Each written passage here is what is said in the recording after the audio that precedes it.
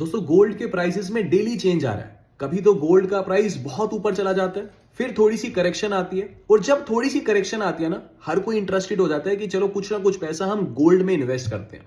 लेकिन सवाल आता है कि गोल्ड में अगर आपको पैसा इन्वेस्ट करना है तो सबसे सही तरीका है कौन सा।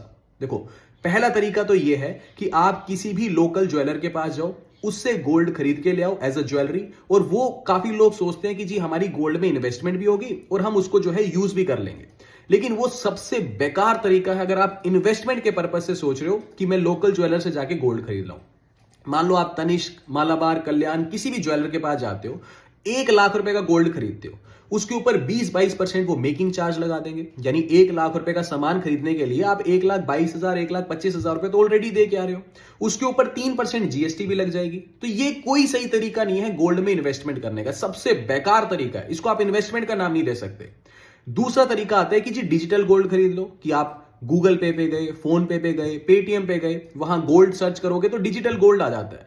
लेकिन उसकी भी सबसे बेकार चीज यह है कि जब आप डिजिटल गोल्ड खरीदते हो तो उस टाइम तो रेट दिखाएगा मार्केट रेट से 1,000-1,200 रुपए महंगा। अच्छा ठीक है जी, फिर जब आप मान लो आपने 100 रुपए का गोल्ड खरीदा, ठीक है जी, पहले तो रेट महंगा दिखाएगा। जब आप गोल्ड खरीद लोगे 3% जीएसटी काट लेगा, आपकी इन्वेस्टमेंट दिखाएगा 97 रुपीज।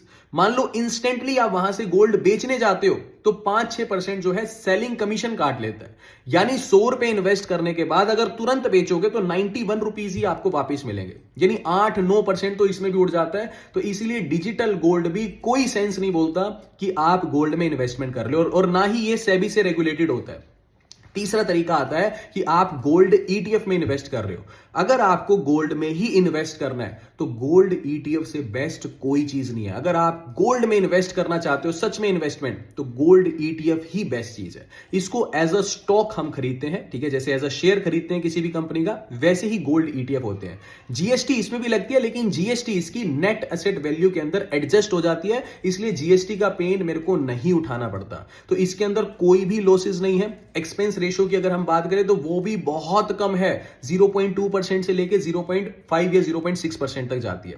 एक और तरीका होता है गोल्ड म्यूचुअल फंड्स, लेकिन गोल्ड म्यूचुअल फंड में भी फायदा नहीं है, क्योंकि जो अगर आप गोल्ड म्यूचुअल फंड में इन्वेस्ट कर रहे हो तो आपका जो फंड मैनेजर है वो भी अल्टीमेटली पैसा गोल्ड ईटीएफ में इन्वेस्ट करेगा। तो आपको डबल एक्सपेंस रेशो उठानी पड़ती है, एक तो गोल्ड ईटीएफ की भी उठानी पड़ती है और गोल्ड म्यूचुअल फंड की भी उठानी पड़ती है। गोल्ड